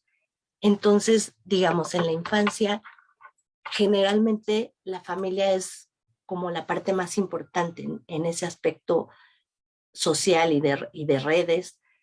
Y al llegar a la adolescencia cambia. La familia pierde un poco de importancia y cobra mayor importancia ese grupo social, esa parte de amigos. Sin embargo, les digo, la familia sigue siendo importante, aunque empieza a haber un distanciamiento de la familia o de los papás, pero sigue siendo importante porque son las personas que más te han amado o que más te van a amar y que siempre te van a acompañar a lo largo de tu vida. Y en la familia es donde el adolescente también se reconoce, te valoras, puede ser incluso imperfecto y de todas formas te van a seguir queriendo, ¿no? Otro aspecto importante de la adolescencia es que es difícil que logren autorregularse, están en proceso todavía para eso, para lograr autorregularse. Es una etapa también donde le dan mucha importancia a la apariencia física y a las destrezas, a las habilidades, destrezas físicas, incluso empieza a haber competencia en cuanto a en qué soy mejor o qué hago mejor que otros. Esta parte es muy importante para ellos, les digo, tanto apariencia como habilidades en general. Otro punto muy importante a tener en cuenta es que el cerebro todavía no está terminado. Sigue en desarrollo y en maduración. Es un cerebro que está cambiando y que es vulnerable. De hecho, termina de desarrollarse y de madurar entre los 25 y 30 años de edad. Hasta esa edad finaliza completamente ese desarrollo y esa maduración del cerebro. Al llegar a la adolescencia, hay conexiones neuronales que se pierden porque ya terminaron su función, ya cumplieron su función. Y hay otras que empiezan a generarse, a desarrollarse, unas nuevas. Y este desarrollo y maduración que les digo del cerebro, de hecho, a lo largo del tiempo va de atrás hacia adelante. Digamos, lo último que termina en desarrollarse y madurar es la parte frontal, la parte de adelante, que justamente, como decía en la conferencia anterior la maestra Raquel, tiene que ver con poder tomar buenas decisiones, plantearse prioridades, capacidad de planear, de anticipar cosas, etc. Y bueno, esa parte frontal es la última en terminar de madurar, pues. Y también es una etapa donde hay un duelo por diversas pérdidas. Existe la pérdida del cuerpo infantil, el cuerpo cambia, hay una etapa donde incluso si uno los ve, sus brazos son largos, ¿no? O las piernas largas, son un poco torpes. Finalmente están acostumbrándose al espacio con ese nuevo cuerpo, entonces igual y chocan o se pegan con ciertos objetos. Entonces, bueno, hay un duelo por ese cuerpo infantil, hay un duelo por ese lugar de niño pequeño en la familia, un duelo por ese hijo, pero siendo infantil. Hay diferentes duelos en esta etapa. Y el adolescente comienza a tener una nueva representación mental de sí mismo o de sí misma. Otro aspecto muy importante es que es la etapa en la cual se da lo que es la orientación vocacional, es decir, que tienen que tomar ciertas decisiones importantes respecto a lo que se van a dedicar, qué quieren hacer en su vida, qué quieren estudiar, en un futuro cómo se visualizan trabajando en qué. Y otro aspecto muy importante de esta etapa, de esta edad, es la sexualidad, que empieza a haber mucha más inquietud sexual, empieza a haber lo que es la elección de pareja en esta etapa y bueno, todo lo que gira alrededor de la sexualidad, que también empieza a cambiar.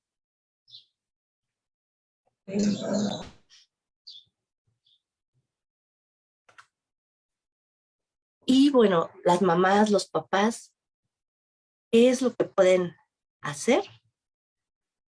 Sobre todo, acompañarlos a crecer. Así de simple y complejo a la vez. Acompañarlos en este crecimiento, acompañarlos en esta etapa. Algo que sucede es que hay un nuevo proceso de separación e individuación, y subrayo individuación porque es más este último, el diferenciarse, la individuación. Y hay una separación de la figura de los padres, pero de la figura de los padres de la infancia, no de los padres actuales. De esos padres y de esas figuras de nuestra infancia, no de los presentes, digamos, no de los actuales. Y esa separación-individuación es progresiva, es decir, poco a poco, pero a su vez es progresiva y regresiva, es decir, empiezan a independizarse, a querer ser más libres, a querer hacer más cosas solos,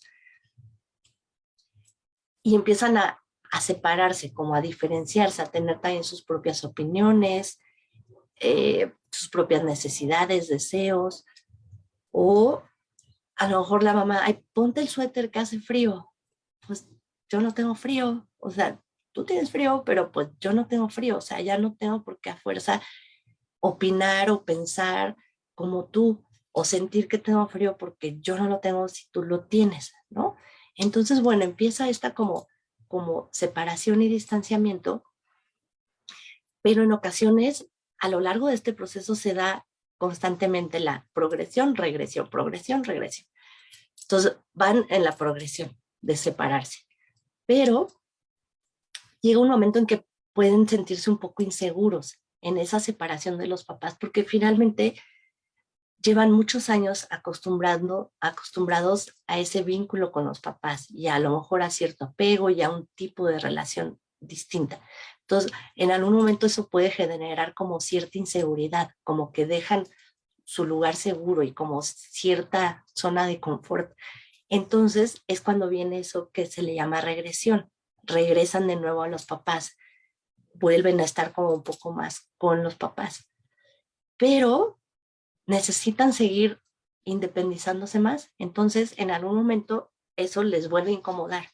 O sea, esa cercanía con los papás, como que ya me da medio picazón, como que me incomoda, no, y entonces vuelvo a la progresión y a separarme un poco más, pues.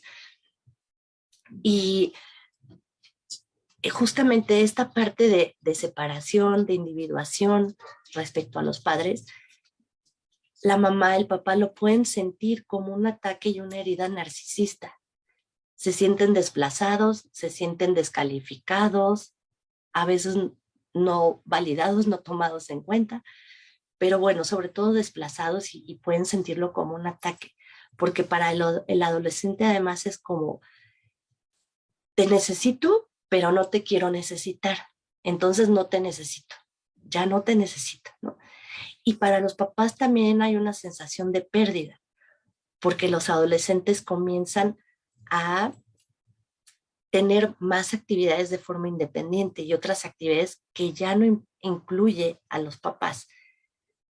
Pero luego vuelven tranquilos. Les digo, y es una etapa que además también puede disfrutarse, pues. Y un punto súper importante de esta edad es que necesitan enojarse para diferenciarse. Es decir, en esta separación que les decía, sobre todo individuación, más bien, necesitan enojarse porque si no, no me separo. O sea, me enojo con mi mamá, me enojo con mi papá, porque es una forma de tomar distancia, de empezar a ser yo y de justamente eso, tomar distancia, diferenciarme, separarme. Pero es muy importante que los padres no lo tomen como algo personal. O sea, no es hacia ellos como personas en lo personal. O sea, bueno, sí es contra ellos, o sea, sí, esa tristeza, ese enojo, esa rabia, claro, la mamá o el papá pueden ser los depositarios de esos sentimientos, desgraciadamente, porque es con quienes conviven mucho. Entonces, sí, igual sí se enojan contigo, pero lo importante es que no te lo tomes como algo personal en cuanto a que, se enoja conmigo o cualquier otro sentimiento también, pero el enojo es más evidente por cómo soy, por ser su mamá, o sea, por ser su mamá como algo personal, porque soy Jimena, o sea, intentar no tomárselo como algo personal. Y es común que en esta etapa, dentro de esta necesidad de enojarse, devalúan a los papás, los critican, les da pena. Entonces, no, ya no me desbeso enfrente de mis amigos, ¿no? O no, déjame aquí unos 20 metritos antes de la entrada de la escuela. No todos, ¿no? Pero bueno, a algunos sí les da pena. Y es que es parte de esta separación. Si admiras a tus papás, no logras separarte. Entonces, eso tiene que ver.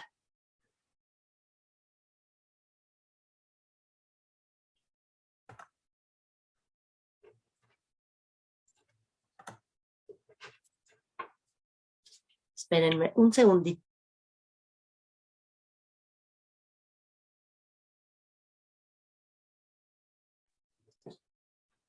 Disculpen, es que ando bastante agripada, pero ya.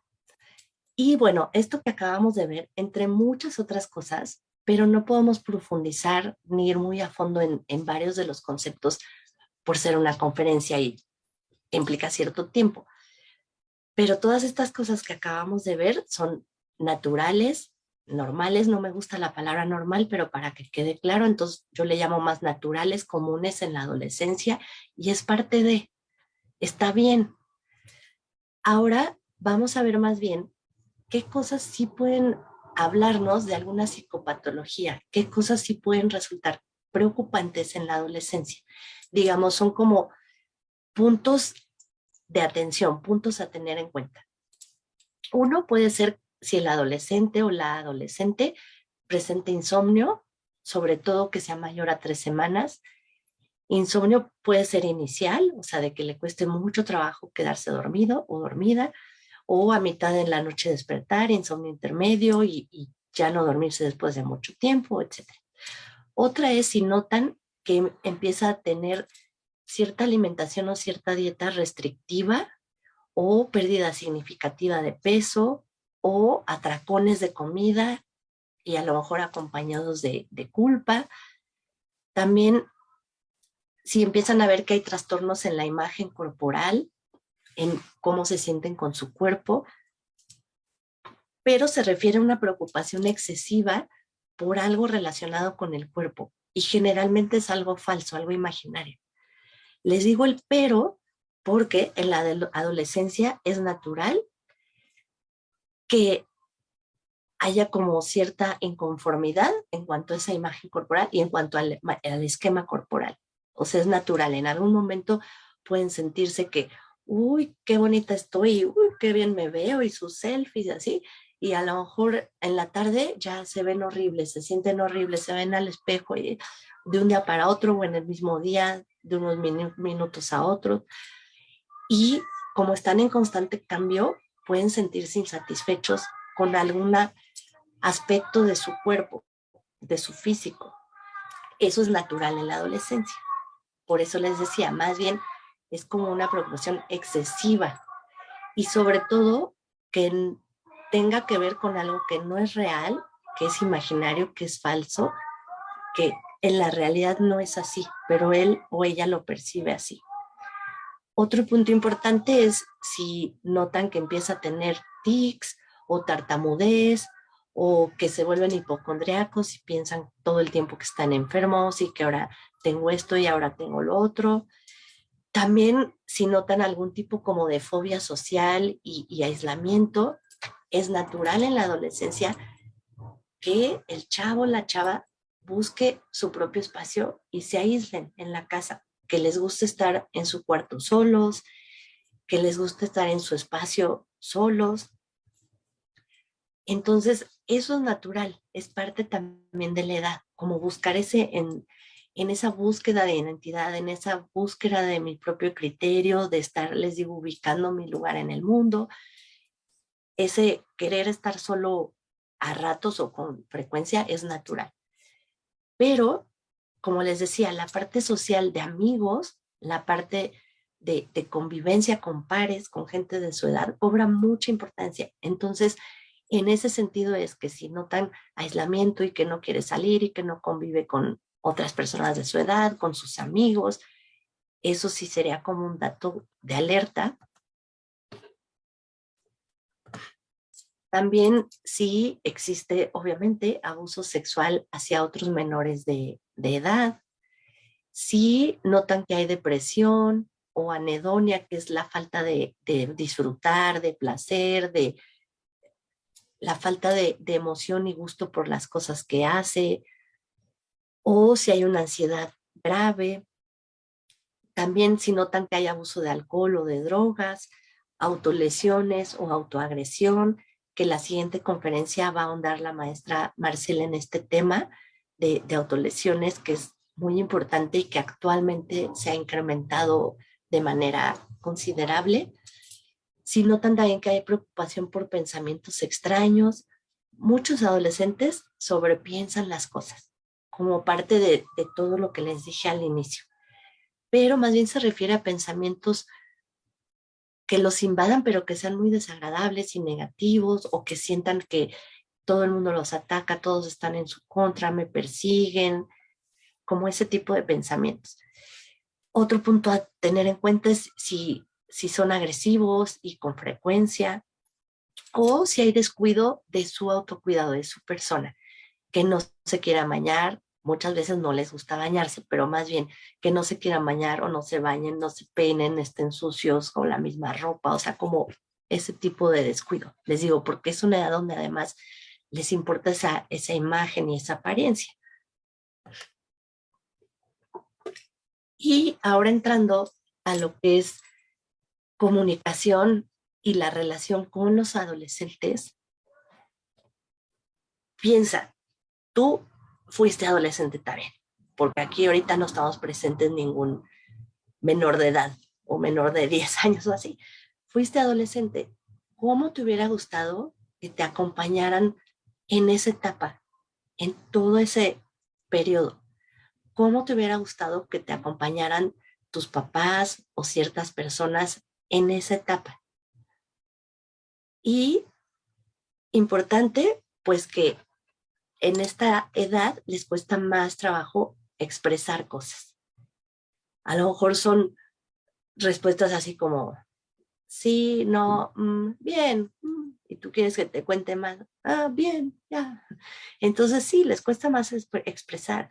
Entonces intenta hacerle preguntas abiertas, preguntas que no conlleven a una respuesta nada más de sí o no, sino preguntas más abiertas. Algo importante, súper importante, es tener empatía con los chavos, con las chavas. Así que pregúntate, cuando te platican algo, te hablan de algo, ¿te interesa?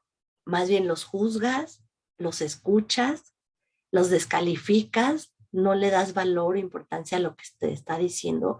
A lo mejor para ti no es tan importante, pero para ellos es muy importante, es su mundo, ¿no? Tratas de comprenderlos. ¿Cuál es tu reacción generalmente? Porque lo que más va a ayudar a los adolescentes es esa empatía. Tratar de tener empatía con ellos. Y otra cosa que puede ayudar mucho es tratar de buscar soluciones juntos a los problemas, a los conflictos, a las situaciones problemáticas que vayan surgiendo. Buscar soluciones juntos y tomar en cuenta obviamente su opinión. También fundamental el que te intereses por su vida y por lo que te platica, pero un interés genuino, real.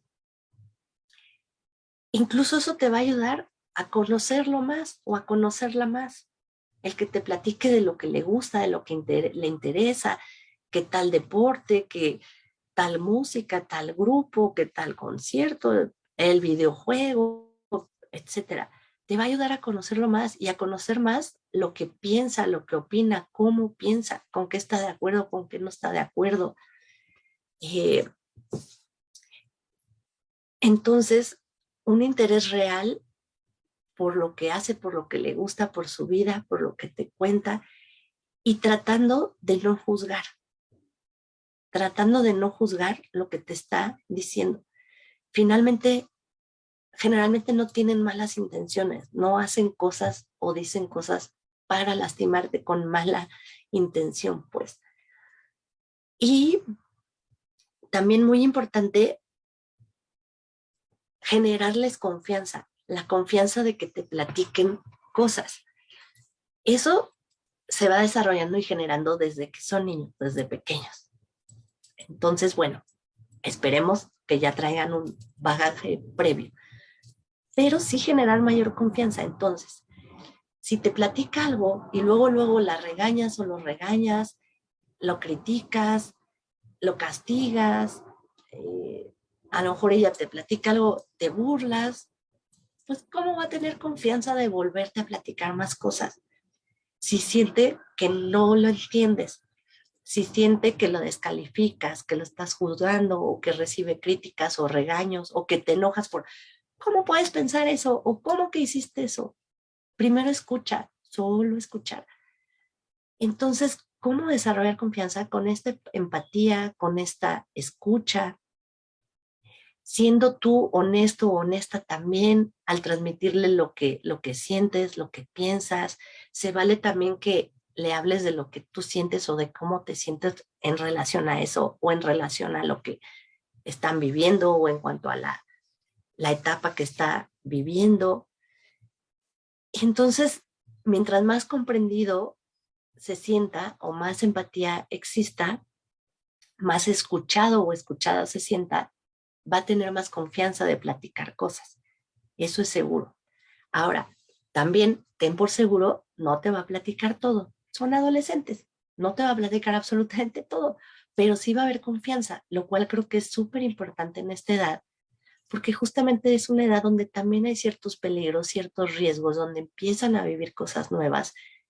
Y qué mejor que no las oculten, que no te mientan, que no te evadan o que no se entere.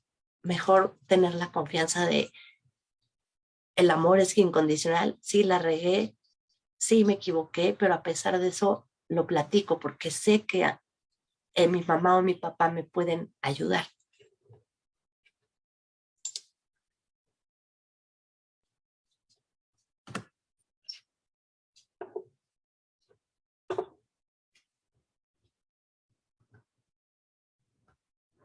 Me salté, espérame.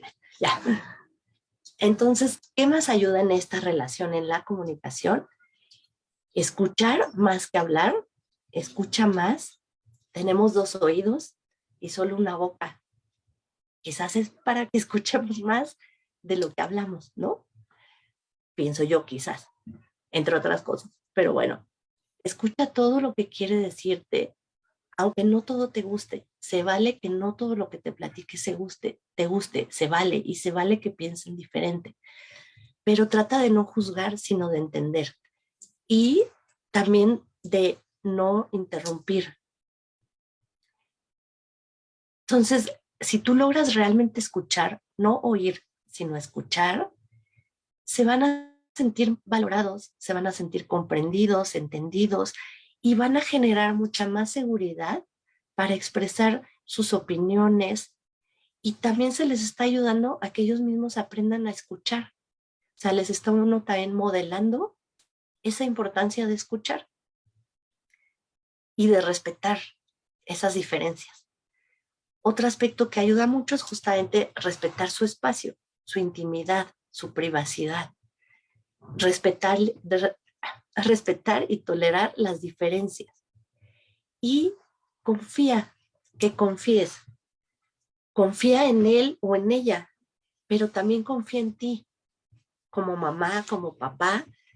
Confía en lo que has estado formando durante muchos años, toda la infancia, los valores que has inculcado, la forma de cómo resuelves conflictos, la forma como te comunicas, la forma como te relacionas con la gente. Me refiero no solo con ellos son como esponjas de niños, absorben todo y ven, escuchan, pero absorben todo. ¿Cómo resolviste el problema en la calle? O si eres de los que va en el claxon, y todo va formando el modelo, o sea, como modelaje de cómo se resuelven problemas, de cómo se reacciona entre ciertas cosas. Entonces, el punto es, ya traen un bagaje de muchos años de cosas que les has inculcado, que les has tratado de enseñar, y sobre todo esos valores que para ti como persona y como familia son importantes. Entonces, confía en el trabajo que ya has hecho, pero confía también en él o en ella, en el adolescente o en la adolescente. Y algo también fundamental es que siguen necesitando reglas y límites. No es como que, pues es que ya estás grandecito, ¿verdad? No, pueden hacer lo que quieran y lo que se les dé la gana. No, todavía no. Necesitan reglas y límites y siguen siendo muy importantes. No les gustan ni las reglas ni los límites, pero los necesitan. Sí los necesitan y ellos mismos saben que los necesitan, aunque no lo expresen. ¿Por qué los necesitan? Porque aún no tienen la habilidad de ser responsables en todo, ni de ser totalmente independientes. Y esas reglas y esos límites les dan seguridad. O sea, finalmente brindan seguridad. Ayudan a que la convivencia en general también sea como más ordenada y que la convivencia incluya respeto de unos hacia otros. Y bueno, tienen muchas ventajas las reglas y los límites, ¿no? Pero algo importante es, no esperes a que tengan la iniciativa, así de que vas y, yo creí que ibas a ordenar tu cuarto, pero pues ya veo que no, ¿no? O, chales, pensé o me imaginé que ibas a doblar tu ropa. Por eso la dejé ahí. No, no esperes, no van a tener la iniciativa. Sus prioridades son otras, la verdad. Entonces, hay que darles la orden directamente. Por favor, dobla tu ropa. ¿No? Hay que darles la orden así, directamente. Y la diferencia, porque a veces se confunde o hay gente que no distingue bien la diferencia. Entonces, la diferencia entre una regla y un límite es: una regla es una instrucción clara y concreta sobre un comportamiento. Es decir, qué se vale o qué no se vale, qué se puede, qué no se puede. Y un límite es hasta dónde se puede llegar con un comportamiento o con ese comportamiento. Es decir, hasta dónde se vale y hasta dónde no. O sea, el límite justamente. Con un ejemplo creo que queda mucho más claro. La regla podría ser: de lunes a viernes puedes jugar videojuegos cuando hayas acabado la tarea. Entonces, la regla es cuando ya acabó su tarea, sí puede jugar videojuegos, pero hasta que acabe la tarea. ¿Verdad? Pero, ok, acaba la tarea, se pone a jugar, pero tampoco es que pueda jugar desde las 5 o 6 de la tarde o 7 de la noche hasta la medianoche, hasta las 12 de la noche o madrugada, hasta cuando se me dé la gana. Entonces, cuando acabes tu tarea, puedes jugar videojuegos de lunes a viernes. Ahí está la regla. Pero puedes jugar 1 hora o 1 hora y media, el tiempo que consideren. Ese es el límite. Por eso les digo, pero no es, pues ya juega hasta las 4 de la mañana. Pero puedes jugar 1 hora por día, ¿no? Es un ejemplo que creo que da más claridad. Y es muy importante también con los adolescentes informar las reglas y las conductas esperadas. ¿Qué es lo que se espera? No dar por hecho, así como no somos adivinos, ellos tampoco son adivinos. Y también explicar qué va a pasar si no cumple con esas reglas o con esos límites, y que si existe una consecuencia sea a la primera, desde la primera vez que no cumple. No a veces sí y a veces no, dependiendo, porque entonces ya es una confusión donde no saben cuándo se vale y cuándo no se vale y no funciona. Ni tampoco retroactivo, que esas consecuencias sean algo corto, algo también congruente con la gravedad de esa situación para la familia o para ti. O sea, obviamente existen cosas que son más graves que no haya hecho o que haya hecho y otras no tanto, ¿no? Permítanme unos segunditos.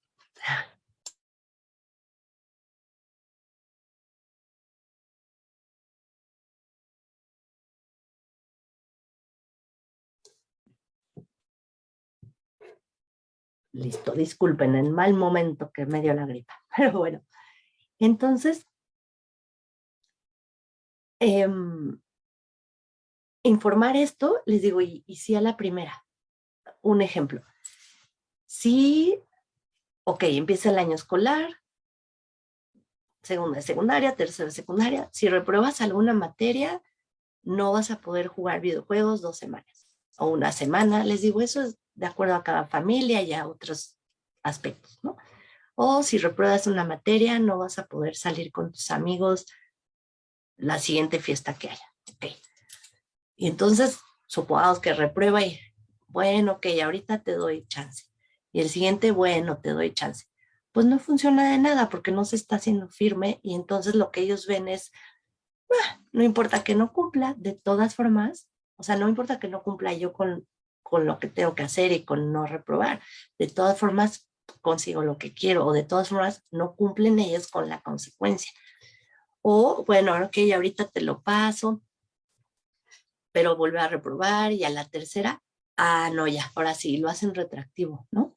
Pero como ya llevas 3, ahora 6 meses, 6 meses no ves tele, no usas celular, no sales, no funciona. Es más, los castigos así largos no funcionan. Y yo considero que es mejor como consecuencias y llamarle consecuencias, igual que uno, todo lo que hacemos tiene consecuencias, o buenas o malas según lo que hayamos hecho. No es castigo necesariamente. ¿Y qué hacer o qué más hacer? Ayudarles a que sean más responsables, a que sean más autorresponsables. Estén ya en una edad donde pueden ir desarrollando mucho más y generando mucho más ese ser autorresponsable, responsable de sí mismo. Que ellos mismos vean las consecuencias de sus actos, de sus comportamientos. No sirve que les eches un rollo largo, se pierden y ya te escucharon una sola parte y no funciona mucho, ni tampoco castigar constantemente, que por todo sea castigo y constantemente sea castigo. No funciona porque lo que sucede es que empiezan a mentir precisamente para que no me castiguen o no. Entonces empiezan a mentir o empiezan a tener más problemas de conducta, la rebeldía aumenta, el enojo aumenta y además no logran enfrentar sus errores y aprender de sus errores y hacerse realmente responsables. A lo mejor que guardo la ropa con tal de que no me castiguen, no porque entiendan por qué es importante guardarla o no porque entiendan por qué es importante que haga mis tareas. Ajá. ¿Cómo ayudarles en esta responsabilidad en hacerse autorresponsables? Uno puede ser incluyéndolo en problemas de la familia, de acuerdo a su edad, obviamente, y de acuerdo al tipo de problema. Pero bueno, incluirlo en cuanto a que opine también, brinde a lo mejor sugerencias, alternativas, que en las cosas que él o ella vaya a elegir, también que pueda tener alternativas de esa elección y que se haga responsable de las consecuencias de lo que haya elegido. Que vea también las ventajas y desventajas de lo que no quiere asumir, de lo que no quiere hacer o de la decisión que haya tomado.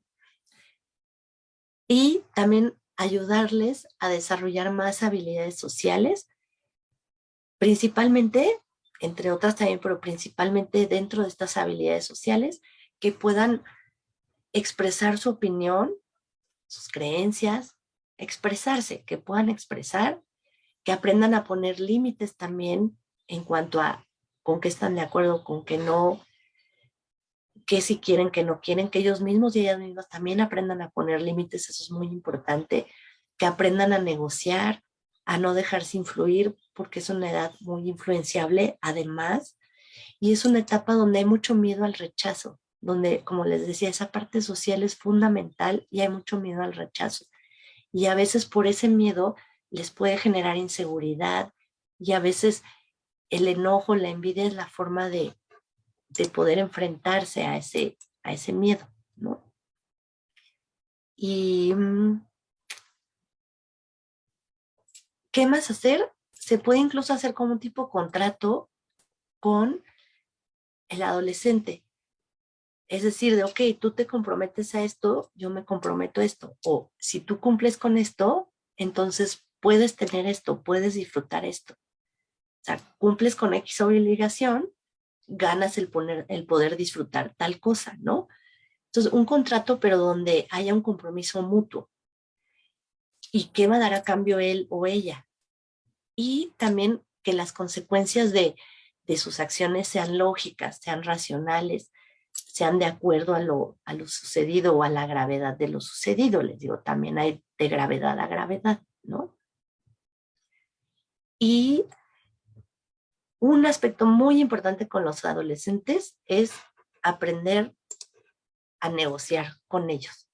Ya no es como en la infancia, que mucho es a lo mejor darles órdenes y que ellos cumplan esa orden. En la adolescencia funciona mucho el poder negociar. Claro que hay cosas que no son negociables. Hay algunas que sí, hay otras que no. Hay algunas que no, como que diga, pues ya no voy a entrar a tercero de secundaria, ya no quiero estudiar y no voy a hacer nada de mi vida. Ya no quiero ir a la escuela. Pues no, es lo que le toca hacer, eso no es negociable, ¿no? O la agresión a las personas. O sea, hay cosas que no son negociables, pero en las otras ayuda mucho el poder negociar. Porque incluso si tú como adulto eres flexible, no digo que el adolescente haga lo que se le dé la gana, no, flexible, generalmente el adolescente va a responder más como dijo o a lo que se comprometió. O sea, si hay cierta flexibilidad, generalmente ellos responden mejor. Y el hecho de poder negociar con ellos también les hace sentir que ellos están decidiendo o que se les tome en cuenta y eso hace que cooperen más o darles alternativas, ¿no? De, ok, bueno, tú quieres a las 2 de la mañana regresar, pues no, es muy tarde por esto, pero yo te había dicho a las 11, ¿qué te parece? 12:30 o 12, o sea, como buscar negociar. Y el negociar, ¿por qué ayuda? Aparte de lo que les acabo de decir, porque implica que están participando en la solución de conflictos, en resolver situaciones, cooperan a brindar ideas, etcétera, y cooperan más con las cosas también. Les ayuda a reflexionar, o sea, a la hora de negociar o de tener alternativas, les ayuda a reflexionar. Fomenta el diálogo también, el intercambio, la comunicación, el diálogo, y se trata sobre todo de un ganar-ganar, donde las dos partes puedan sentir satisfacción y lleguen a un acuerdo con el cual se sientan a gusto ambas partes. ¿Qué más se puede hacer? Pues importante reforzar su autoconcepto, reforzar su autoestima, porque eso les va a ayudar también a que se valoren más y a que se dejen influenciar menos. Que les decía, es una edad sí muy influenciable, pues. También ver qué batallas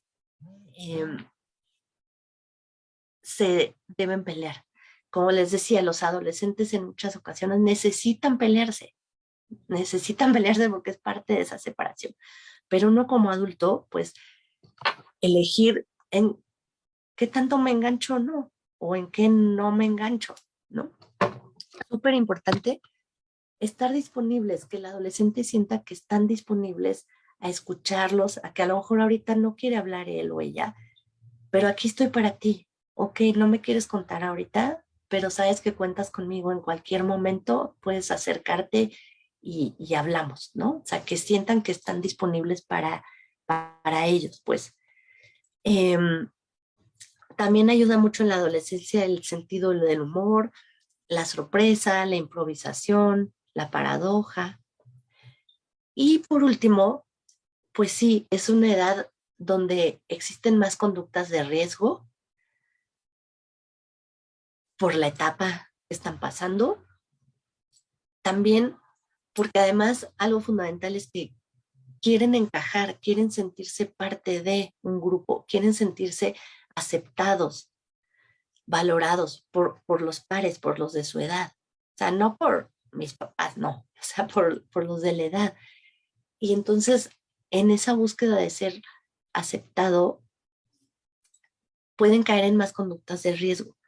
Pero ese querer encajar, querer ser aceptado, puede ser hacia lo negativo, o sea, de, ok, hago cosas con las que a lo mejor no estoy tan de acuerdo o que sé que no son las ideales para sentirme parte de, o puede ser por lo positivo. Entonces entro a tal deporte en equipo o a un nuevo grupo social, o sea, también puede ser hacia lo positivo. Ahora, conductas de riesgo, porque además generalmente los beneficios sociales superan las consecuencias de las decisiones que toman. Les digo, en ese estar como ávidos de reconocimiento y de aceptación de los demás, a veces esos beneficios sociales son más altos. Y además es una etapa en la que hay mucha confusión y lo que vimos al inicio de la plática también, ¿no? Ese torbellino de pensamientos, de emociones. Entonces, por eso es que los vuelven más susceptibles a ciertas conductas de riesgo. Y además, actualmente tienen una influencia de miles de mensajes auditivos y visuales de Internet, la conferencia que acabamos de ver de la maestra Raquel, ¿no?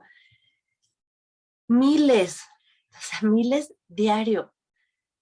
Bombardeo de cosas visuales y auditivas de Internet, de las redes sociales, que influyen, desgraciadamente en la actualidad, sí influyen mucho en su forma de pensar, en su forma de sentirse, en su forma de comportarse, en que se comparan y entonces, no, pues yo siento que soy horrible.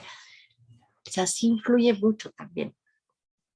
Y además conductas de riesgo en cuanto a esto último, que en México no están 100% confiables las estadísticas, porque hay como diferentes datos de edades, no hay como un consenso tal cual, pero bueno, más o menos el punto es que la edad de aparición de intentos suicidas, de alcoholismo, de drogadicción, ha bajado mucho la edad en la que inicia o en la que se presenta eso.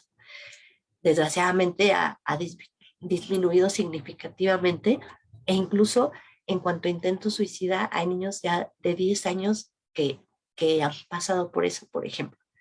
En cuanto al alcohol, les digo, no hay un consenso exacto, incluso en México, pero alrededor de entre los 12 y los 15 años es cuando inician el consumo de alcohol. Y en cuanto a drogas, alrededor de entre los 10 y los 17 años es las edades en las que se inicia el consumo de drogas. Entonces les digo, son cosas que están sucediendo a más temprana edad.